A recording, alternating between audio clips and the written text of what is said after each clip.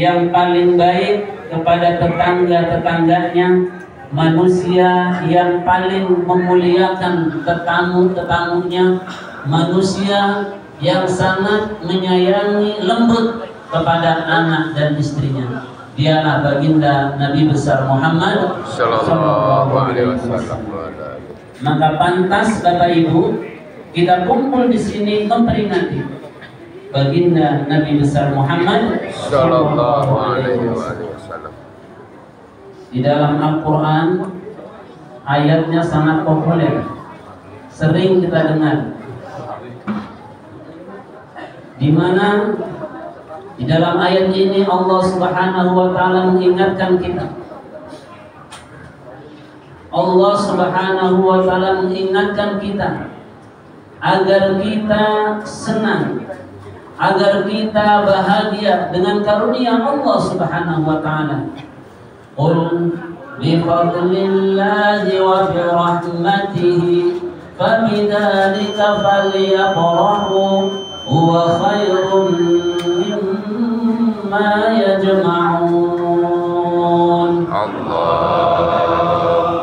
Katakan, dengan karunia Allah dan rahmatnya maka hendaklah mereka berbahagia, mereka senang.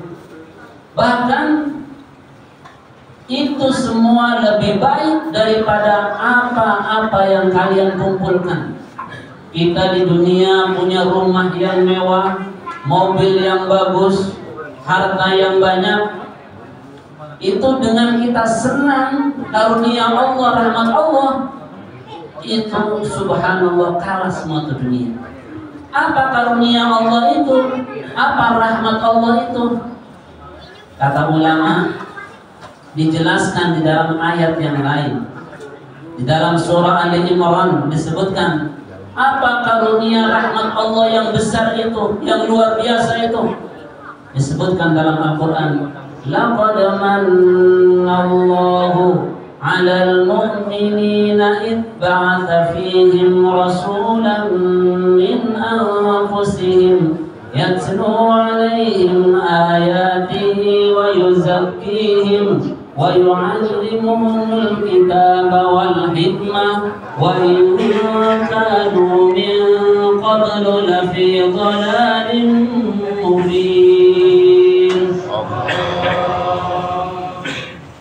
Sungguh Allah Subhanahu wa ta'ala telah memberikan karunia al-man, itu karunia yang besar. Kepada siapa? Kepada orang-orang yang beriman. Apa karunia yang besar itu Bapak Ibu? Yang lain. Contoh, misalkan contoh, ihdinas syiratal mustaqim. Itu boleh dibaca. Ihdinas pakai sin. Ada yang pakai za, ziratal. Itu bukan salah, itu ada qiraatnya tersendiri. Satu contoh. Yatlu alaihim. Baginda Nabi membacakan ayat-ayat Allah. Sehingga Nabi mengajarkan kepada umatnya baca Al-Quran, hafal Al-Quran. Ini dicontohkan Nabi. Sehingga siapa yang mau membaca Al-Quran akan mendapatkan pahala. Apa pahalanya? Setiap satu bacaan, satu huruf 10 kebaikan. Bayangkan, satu huruf 10 kebaikan. Ketika kita baca alif lam mim, alif 1 huruf, lam 1 huruf, mim 1 huruf, 30 kebaikan. Ketika kita baca bismillahirrahmanirrahim, 19 huruf, 190 kebaikan. Seandainya kita diperlihatkan oleh Allah kebaikan-kebaikan, subhanallah kita akan berbondong-bondong. Yatslu alaihim ayat. Apalagi tugas baginda Nabi Bapak Ibu, wa yuzakkihim, membersihkan jiwa mereka. Apa yang dibersihkan? jiwa mereka dari kekufuran, dari kemusyrikan, dari kemunafikan, dari sifat-sifat yang buruk dibersihkan, diisi dengan sifat-sifat yang baik. Makanya salah satu misi baginda Nabi, Bapak Ibu, selain tauhid, selain mengajarkan manusia untuk mengucapkan kalimat la ilaha illallah, adalah misinya menyempurnakan akhlak manusia. Walidul qalbi la faqtu min hawlik fa'fu anhum wastaghfir lahum wa syawirhum fil amr. فَإِذَا عَزَمْتَ فَتَوَكَّلْ عَلَى اللَّهِ إِنَّ اللَّهَ يُحِبُّ الْمُتَوَكِّلِينَ. Dengan asbab rahmat Allah, engkau wahai Muhammad, lintalah bersikap lemah lembut kepada mereka. Ini sifat Rasulullah.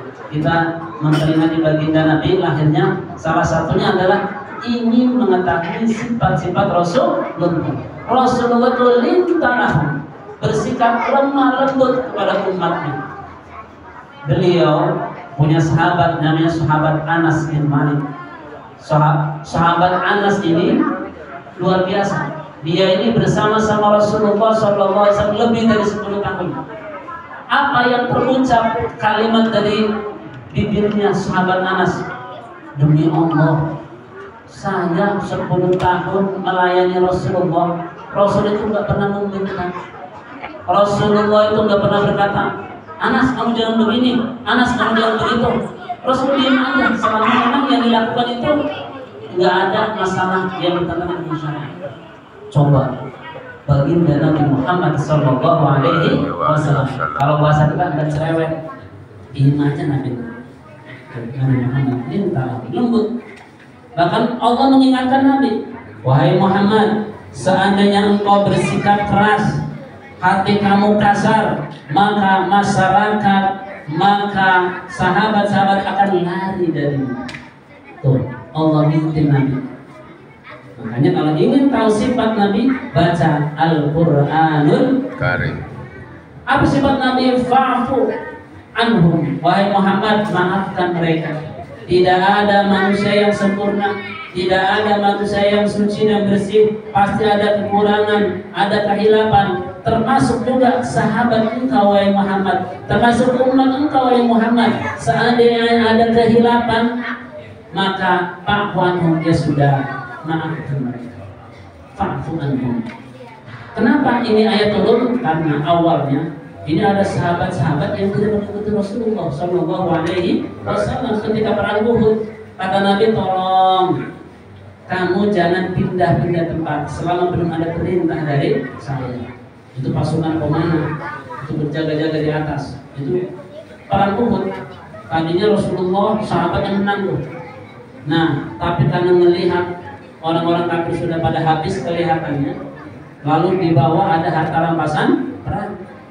Orang turun ke bawah tuh yang pasukan pemanah.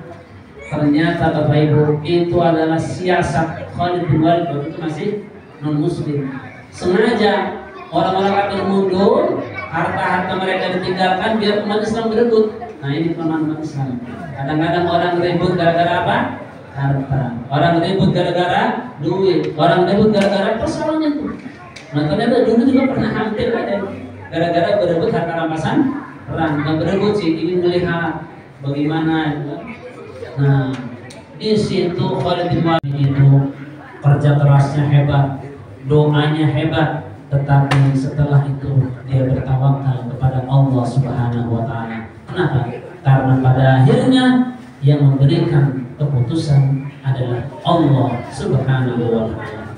Demikian, semoga bermanfaat. Ada Allah wa iyyakum ajma'in. Subhanakallahumma wa bihamdika asyhadu an la ilaha illa anta astaghfiruka wa atubu ilaik. Wallahul muwaffiq ila aqwamit thoriq. Wassalamualaikum warahmatullahi wabarakatuh.